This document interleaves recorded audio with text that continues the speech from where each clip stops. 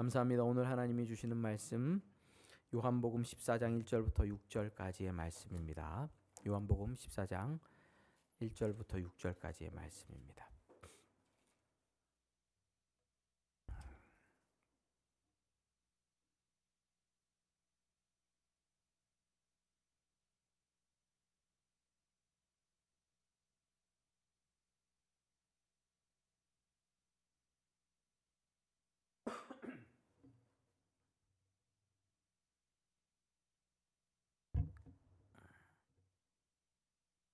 말씀 봉독하겠습니다. 요한복음 14장 1절에서 6절 제가 봉독해 드리겠습니다.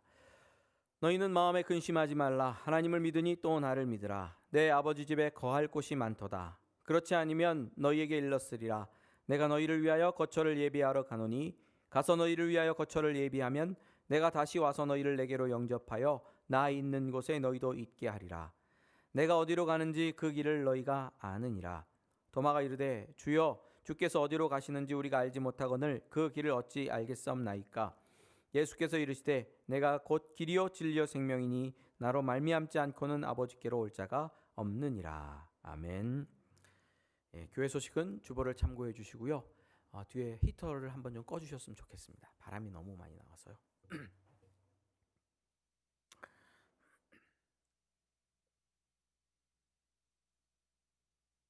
오프닝이 안 들리셨죠?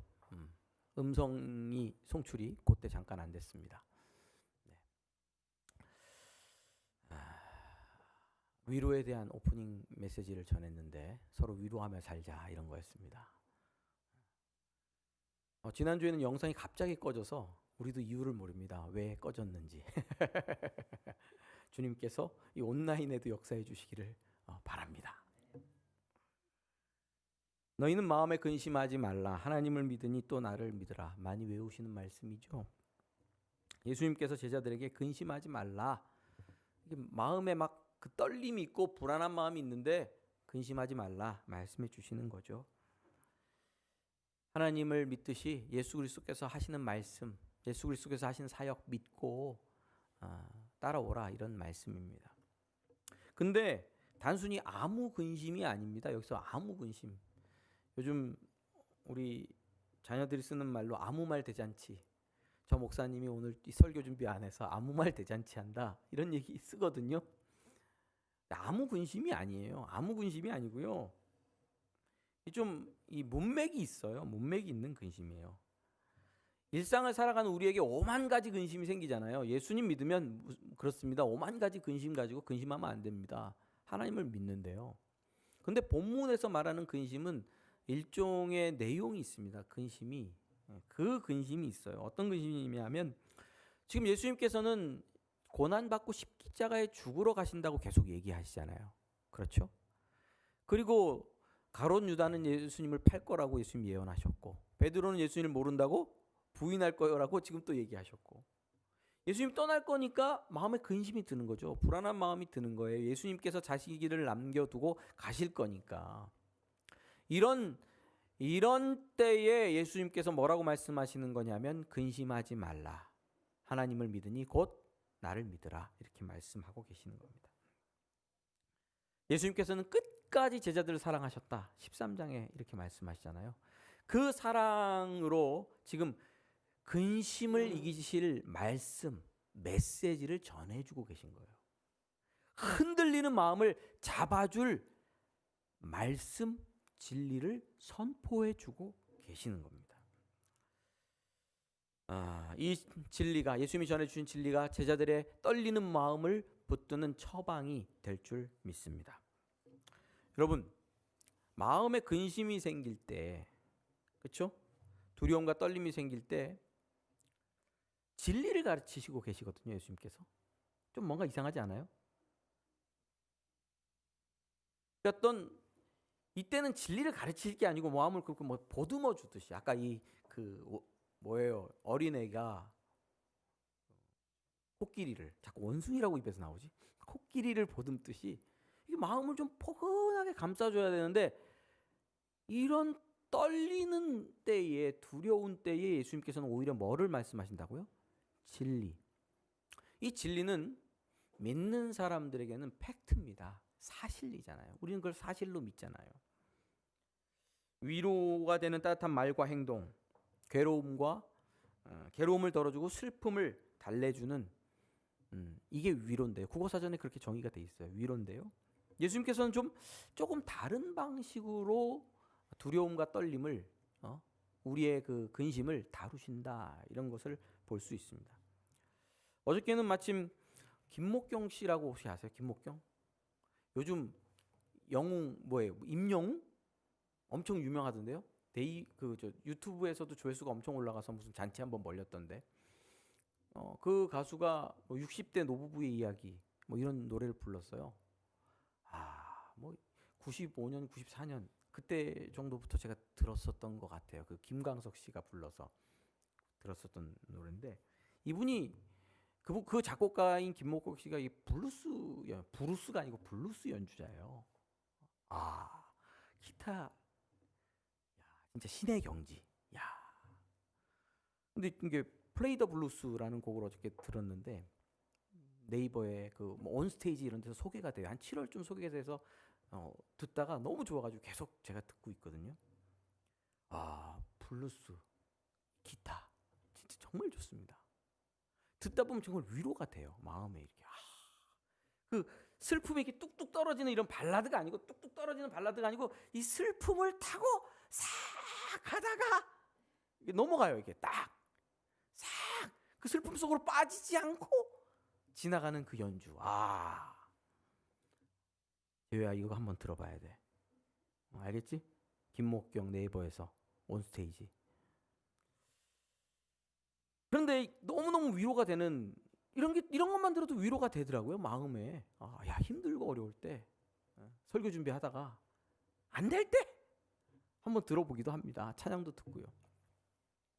근데 이런 위로가요 좋은데 보듬어 주는 위로가 좋은데 휘발성이 있어요. 곡 끝나고 좀 지나면 또 마음이 허전해요. 이게 또 금방 날아가는 거예요. 빨리 증발해 버리더라고요. 현실이 다가오면 금방 증발해서 없어지는 거죠. 음악, 미술, 영화 이런 예술에서 주는 위로 있죠? 없다고 부정하겠습니까? 또 필요하겠죠. 그리고 누군가를 만나서 상담을 받는다든지 대화를 하면서 받는 위로 크죠. 근데 휘발성이 있어요. 현실이 바뀌질 않아요. 듣고 좋은데 삶이 변화되는 건 아니에요. 물론 내가 위로를 받고 용기를 내서 한 걸음 더 나아가서 무언가를 이룰 수도 있겠죠. 그런데 영향력을 미칠 수 있겠지만 내 삶을 뒤집는 것은 아니죠. 그런데 예수 그리스도께서 제자들과 우리들에게 전해주는 위로는 진리라는 사실을 전하는 거예요. 조금 다른 방식이죠. 팩폭이라고 들어보셨어요? 팩폭. 목사님 키가 이렇게 작아요? 에이씨, 팩트 폭력이에요. 팩트 폭력. 작죠. 그러나 들으면 기분이 나쁘죠. 제가 어떤 여성분에게 이렇게 살이 쪘어. 그러면 살쪘죠. 그렇죠? 살쪘죠. 근데 기분은 나쁘죠. 팩트를 얘기했는데 그 팩트가 폭력이 되죠. 근데 팩폭이 아니고 팩위로, 팩트 위로. 팩트 바이올런트가 아니고 팩트 컴포트. 팩트가 위로가 되는. 예수님의 말씀은 그렇죠. 그렇죠?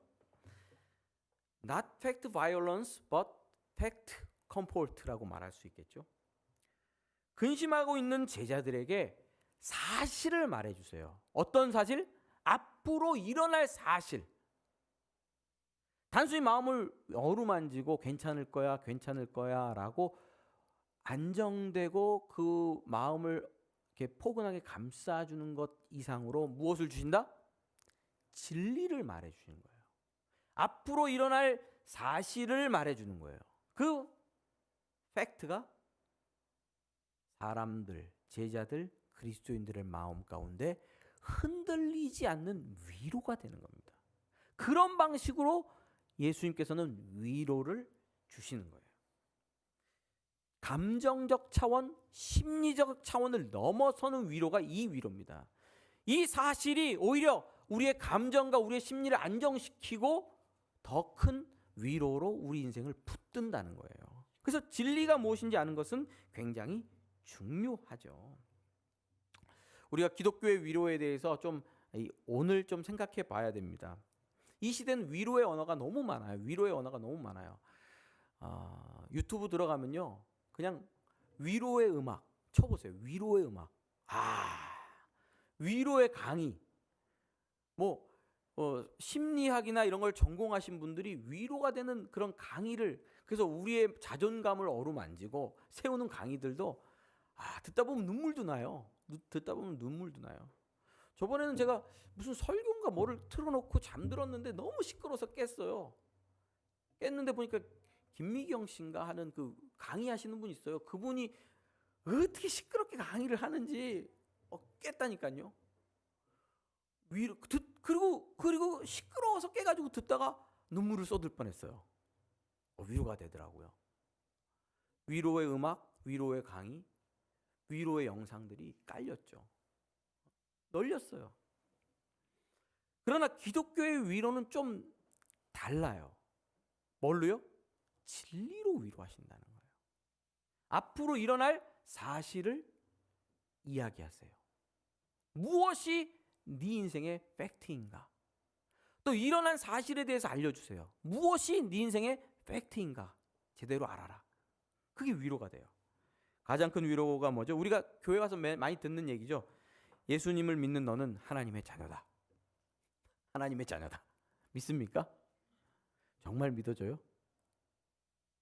요게 믿어지면 위로가 되고 힘이 되고 능력이 돼. 근데 잘 안 믿어요. 잘 안 믿어요. 성도들이 이거 잘 안 믿습니다. 목사님, 그게 왜 위로가 돼요? 나 돈 없는데. 목사님, 그게 왜 위로가 돼요? 나 아픈데. 목사님, 그게 뭐가 위로가 돼요? 우리 가정이 깨지고 삶이 무너지고 직장에서 쫓겨나고 아무것도 할 수 없는데 그게 왜 위로가 돼요? 네가 하나님의 자녀다가. 묵상해 보세요. 믿어 보세요. 예수 그리스도를 믿는 사람이 하나님의 자녀다라는 사실을 믿을 때에 그것이 무엇보다 큰 위로가 됩니다. 휘발성이 없어요. 그 위로는. 그 위로는 흔들리지 않는 위로가 되는 거예요. 예수님께서는 이런 방식으로 팩트인 복음을 가지고 우리들에게 위로를 주시는 겁니다.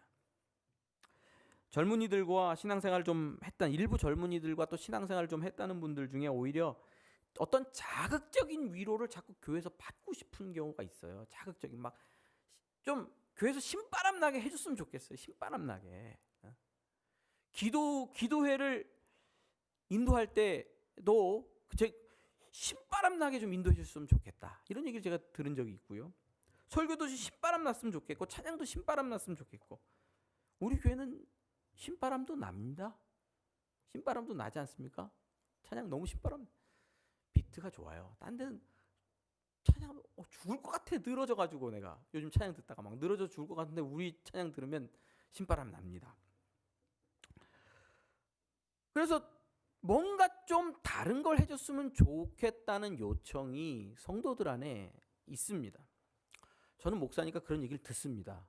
그거 뭐 못 해줄 거 뭐 있어요. 신바람 나게 해주면 해주지. 해줄 수 있으면 해주면 되잖아요. 뭐 신바람 나게 할 수 있으면 더 좋습니다. 꼭 들어야 되겠죠. 그러나 본인이 바라고 본인이 원하는 위로, 에너지, 신바람이 팩트로 주어지는 어떤 기독교에서 말하는, 성경이 말하는 진리를 통한 것이 아니라면 늘 목말라요.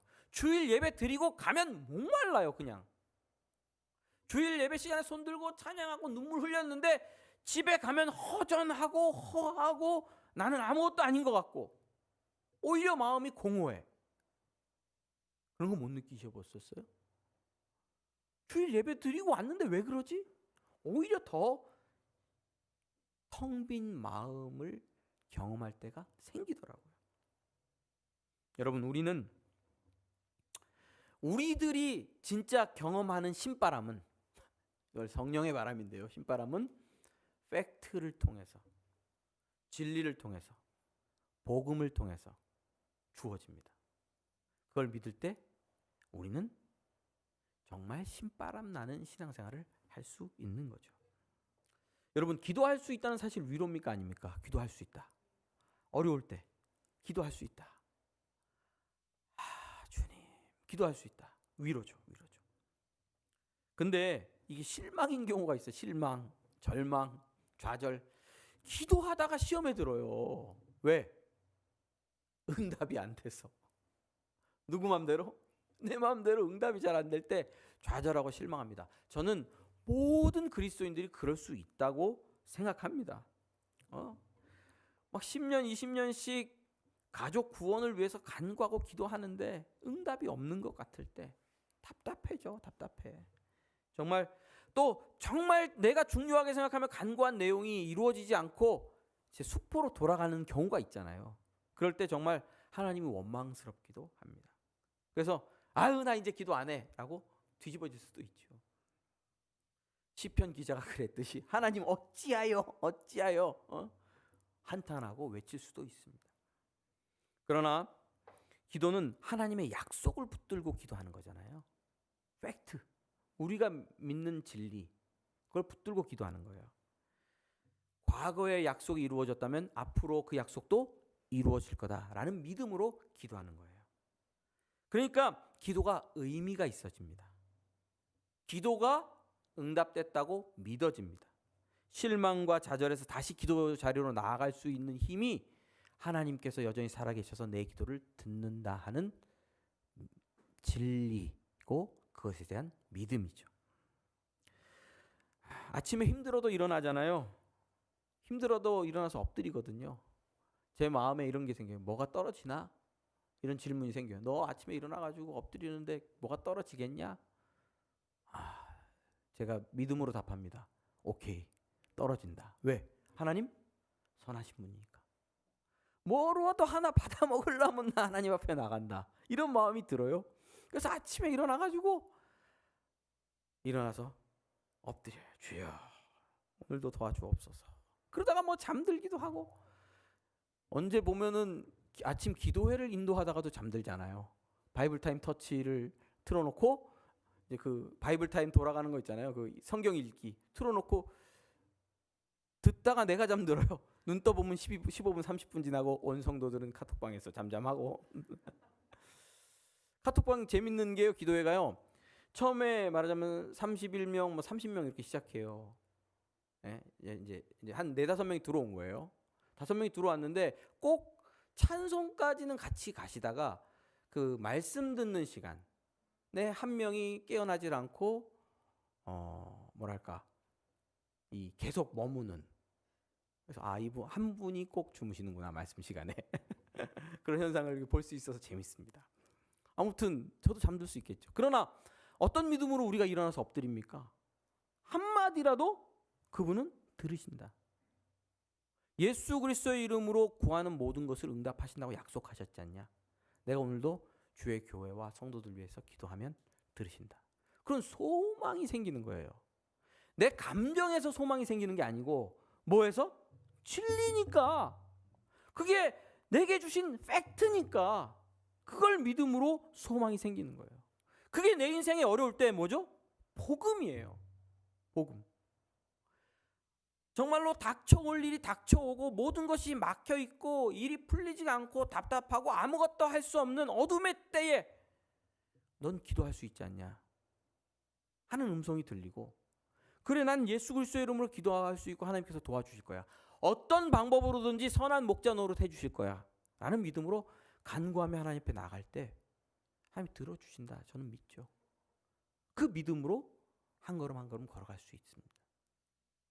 어떤 느낌, 들어주실 거야 라는 느낌, 감정, 여기를 의지하면 좌절과 실망으로 흘러갈 때가 더 많더라 하는 것을 말씀드립니다.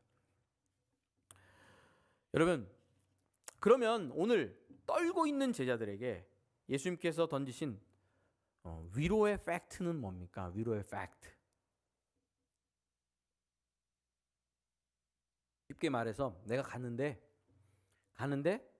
다시 와서 너희를 데리고 나 있는 곳에 영원히 있게 하겠다. 내가 아버지께 가는데 갔다가 다시 와서 너희를 데리고 가겠다 이거죠. 제가 말씀 읽어드리겠습니다. 2절입니다. 내 아버지 집에 거할 곳이 많도다. 그렇지 않으면 내가 너희에게 일렀으리라. 내가 너희를 위하여 거처를 예비하러 가노니 가서 너희를 위하여 거처를 예비하면 내가 다시 와서 너희를 내게로 영접하여 나 있는 곳에 너희도 있게 하리라. 나 있는 곳에 너희도 있게 하리라. 다시 와서 아버지 집에 있게 할 것이다 라는 미래에 대한 진리를 주십니다. 예수님께서 제자들에게 거처를 예비하러 간다고 말씀하셨고요. 거처를 예비하면 다시 와서 나 있는 곳에 너희도 있게 하리라고 말씀하셨죠. 예수님께서 가시는 곳은 예전부터 있는 어디? 아버지의 집으로 가신다고 말씀하십니다. 이 말씀을 들을 때에 유대인들은요, 제자들은요, 결혼 예식을 생각했을 거예요. 아마 유대 전통 결혼 예식. 유대 전통 결혼 예식 풍습은 이렇습니다. 우리나라에서 집은 원래 좀 요즘은 좀 안 그렇지만 저희 때까지만 해도 집 세는 누가 얻어요? 집은 누가 장만해? 남편이 여자가. 남편이. 그리고 여자는 집에 들어가는 뭐 가재도구 같은 걸 이제 사가지고 오신다. 뭐 이렇게 이제 보통 그랬어요. 트렌드가. 유대인들은요, 결혼하려면 자기네들도 트렌드가 있었어요. 내가 신랑이면 누구를 결혼한다. 아, 저 여자랑 결혼해야 되겠다. 그러면 그 집에 지참금을 가지고 가면 돈을 지참금을 가지고 가서 막 사위될 어르신을 만나가지고 딸을 주십시오. 그리고 지참금을 내놔야 돼요. 이게 제가 얼마 정도 되는지는 조사를 못 해봤는데 상당히 큰 금액이에요. 그걸 내요. 그러면 그 아버지가 자기가 원하는 여자의 아버지가 오케이 하면 뭐냐면 지참금을 받는 거예요. 지참금을 받으면 오케이 한 거예요. 자, 지참금을 받았어요. 그러면 그때로 여자분을 데리고 자기 집으로 가서 사는 게 아니에요.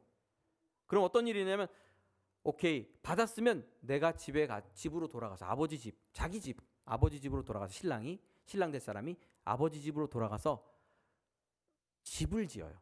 약속을 해놓고 장인의 허락과 또 장인될 분의 허락과 아내 될 신부 될 여자의 허락을 받아놓고 지참금을 줘놓고 약조를 하고 이제 돌아와요, 집으로.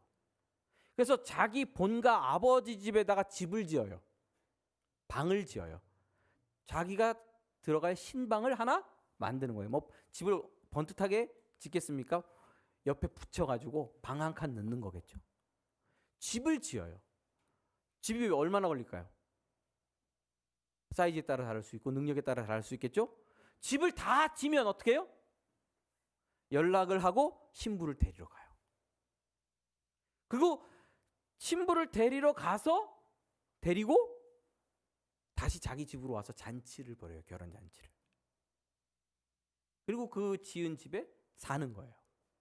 요게 유대인 결혼 풍습이었대요. 예수님 뭐라고 말씀하십니까? 내가 아버지 집으로 간다. 그리고 뭐를 짓는다? 가서 거처를 예비한다. 그리고 다시 와서 너희를 데리고 나 있는 곳에 너희도 함께 있게 하겠다. 뭐랑 같은 구조죠, 얘기가? 유대인들의 결혼 풍습과 같은 방식이잖아요. 그렇죠? 여러분, 이 예수님이 다시 갔다 온다는 게 위로가 될 수 있는 이유는 뭐냐면 예수님께서 가면 다시 올 거라는 약속이 있기 때문에 그래요. 근데 말로만 약속한 게 아니고 남편 될 사람이 신부에게 내가 다시 와서 당신을 데려가겠습니다 라고 말하기 전에 뭐를 줘요? 그 장인한테? 지참금을 줘요. 돈을 이빠이 주고 가는 거예요. 돈 아까워서라도 돌아와야 되는 거예요. 예수님께서 제자들을 떠나 아버지께로 갈 때에는 십자가에서 자기가 자기 생명을 내어주는 핏값을 치르고 그리고 누구에게로 돌아가요? 하나님 아버지께로 갔다가 다시 와서 자기 백성들, 자기 신부가 될 하나님의 백성들을 모아 함께 영원히 사시겠다는 거예요. 그러니까 예수님의 약속은 확실하죠. 뭐를 치르기 때문에? 지참금을 치르기 때문에. 어디서 치루어요? 십자가에서 치르시기 때문에. 예수님이 다시 안 올까 봐 걱정할 필요가 없어요. 예수님이 나를 안 데리고 올까 봐 근심할 필요가 없어요. 또 지금은 떠나가지만 그분은 꼭 올 거예요. 그렇기 때문에 제자된 하나님의 백성들의 사명은 뭡니까? 오실 주님을 기다리자. 정결하고 순결하게 세상에 물들지 않고 주님을 바라보면서 그분께서 십자가에서 치르신 지창금이 얼마나 크고 위대하고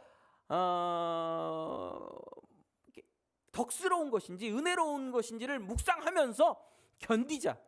누가 오신다? 우리 신랑 예수께서 나를 데리러 오실 것이다. 이게 그리스도인들에게, 제자들에게 위로와 힘이 되는 겁니다. 너희는 마음에 근심하지 말라. 하나님을 믿으니 또 나를 믿으라. 내 아버지 집에 거할 곳이 많도다. 그렇지 않으면 너희에게 일렀으리라. 내가 너희를 위하여 거처를 예비하러 가노니 가서 너희를 위하여 거처를 예비하면 내가 다시 와서 너희를 내게로 영접하여 나 있는 곳에 너희도 있게 하리라. 어때요? 유대인들의 풍습 속에서 말씀을 생각하면 좀 더 감이 오시죠? 예수님이 십자가에서 고난당하시고 돌아가시고 또 서로 뿔뿔이 흩어지고 불안한 상황 속에서 다시 오시리라는 말씀은 그래서 위로가 되는 겁니다. 또 예수께서 부활 후에 승천하시고 제자들이 덩그러니 남아있는 그때에도 세상의 핍박과 신앙적인 실패가 제자들을 떨리게 할 그때에도 다시 돌아와서 너희는 내 아버지 집으로 내가 인도할 것이다 라는 그 진리가 제자들에겐 위로가 되고 힘이 되는 겁니다. 여러분, 2020년 우리가 대한민국을 살고 있잖아요. 어떤 힘으로 사십니까? 그냥 코로나 때문에 이번 주 한 주 우리 카페 문 닫았어요. 월요일 날 주영이 와서 근무하고 화요일부터 2단계로 떠져서 카페 들어와서 취식을 못 해요. 그냥 테이크아웃만 하니까 해야 하니까 테이크아웃 몇 잔 팔립니까? 그래서 문 닫고 있다가 혼자 공부하고 있으면 누가 막 문을 두드려요. 테이크아웃 좀 해달라고. 한 2잔 팔고 또 한 7명이 와서 막 두드려요. 테이크아웃만 해주면 안 되냐고. 몇 번 팔았네요. 혼란한 때요. 힘든 때, 혼란한 때.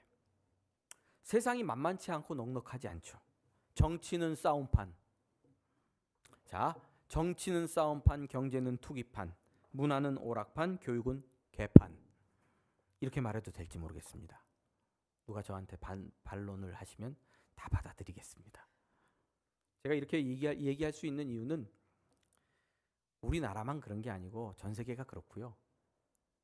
요즘만 그런 게 아니고 인류 역사가 다, 인간사가 다 그래요. 한국에만 국한된 문제라면 잘못된 비판이라고 말할 수 있겠지만 인류 역사가 그렇습니다. 이런 물결 속에서 예수 그리스도를 믿는 사람들을 핍박하고 예수 그리스도를 믿는 사람들을 가로막는, 진리를 가로막는 현실 속에서 우리는 어떻게 잘 견디며 살아갈 수 있습니까? 이런 세상 속에서 역사를 살펴보면요, 그리스도인들은요, 사랑하고요, 싸움판에서 사랑하고요, 그리고 투기판에서 나누어주고요, 오락판에서 절제하고요, 개판에서 예수 그리스도와 하나님의 나라를 기다리며 질서를 지켰습니다. 이게 그리스도인들입니다. 왜 그럴 수 있었어요? 왜 계속해서 견디면서 끊임없이 미래를 향하여 나갈 수 있었습니까? 우린 두 가지가 있어요. 첫 번째, 하늘로부터 주시는 생명의 역사가 지금 우리들 가운데 있어요. 믿으십니까? 성령께서 임재하셔서 교회를 붙들고 우리를 살리고 계세요. 이게 첫 번째 이유예요. 어른들에게 물어요. 왜 이렇게 사세요? 어떻게 사세요? 지금까지 어떻게 사셨어요? 그랬더니 살아있으니 살았지. 그런 대답. 사라지니까 살았지. 왜 사라집니까? 태어날 때 뭐가 있었으니까? 생명이 있었으니까. 그리스도인들에게는 성령께서 임재하여서 다스립니다. 이 14장 뒤로 가면 그 성령에 대한 얘기를 하세요. 성령께서 임재하셔서 생명을 주세요. 그것이 참된 그리스도인들의 현실이에요. 진짜 생명이 역사예요. 그래서 싸우는 전쟁판에서도 사랑하게 하는 역사가 나타나고, 그렇죠? 먹고 마시는 정말로 쾌락을 추구할 수밖에 없는 오락판에서도 절제하고, 그리고 투기판에서도 은혜를 베풀고 나눠주는 역사를 이루게 돼 있어요. 왜? 성령께서 우리에게 날마다 부어주시는 예수 생명 영생 때문에. 그 영생이 우리를 밀고 있기 때문에 그래요. 두 번째 진리가 있는데, 두 번째 진리는 뭐냐면 내가 다시 오리라 하는 예수 그리스도의 말씀이에요. 미래에 일어날 사실에 대한 팩트. 그것이 우리를 이끌고 있어요. 미래의 말씀이, 예언의 말씀이 우리 그리스도인들 이끌고 있어요. 견인해요. 견인차 이런 거 있죠. 우리를 이끌고 있어요. 생명이 우리를 밀고 미래의 예언의 말씀이 우리를 이끌고, 그래서 그리스도인들은 승리의 길을 걸어갈 수 있는 것입니다. 어떤 진리입니까? 어떤 진리예요? 그 미래에 있을 진리가 다시 오리라. 그렇죠? 우리가 오늘도 사도신경으로 신앙 고백할 때 이렇게 얘기했죠. 하늘에 오르사 전능하신 하나님 우편에 앉아 계시다가 저리로서 산자와 죽은 자를 심판하러 오시리라. 성령을 믿사오며 거룩한 공의와 성도와 서로 교통하는 것과 죄를 사하여 주시는 것과 몸이 사시는 것과 영원히 사는 것을 믿사옵나이다. 심판하러 다시 오시리라. 다시 오시는데 그 심판 중에 우리는 어떤 심판을 받습니까? 죄사함 받은 우리는, 예수 그리스도를 믿는 우리는 아버지 집에서 영생을 누리는 심판에 이르는 거죠. 그 판결에 이르는 거죠. 그 판결을 기다리는 것이 위로가 되는 것입니다. 그 판결이 우리를 이끄는 것입니다. 직장 구하는 사람, 직장 구하는 젊은이에게 예언자가 나타났어. 한 예언자가. 이분이 예언하면 다 맞아. 어이 김씨, 김청년, 내년에 대기업에 합격할 거야. 내년 12월이니까 1년만 참고 기다려. 예?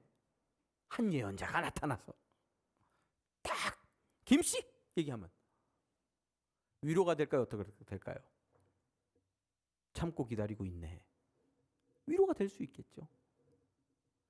예수 그리스도께서 말씀하십니다. 내가 아버지 집에 갔다가 거처를 마련하고 다시 와서 너희를 데리고 영접하여 나 있는 곳에 너희도 있게 하리라. 이 팩트가 우리가 삶을 견디고 지속할 만한 충분한 이유인 줄 믿습니다. 이 진리가 우리로 거룩함과 순결함을 지키고 하나님 앞에서 더욱 아름다운 길을 가게 하는 능력인 줄 믿습니다. 성령의 도우심과 진리의 능력으로 우리는 미래를 향하여 나아가는 놀랍게 아름다운 승리의 공동체인 줄 믿습니다. 기도하시겠습니다.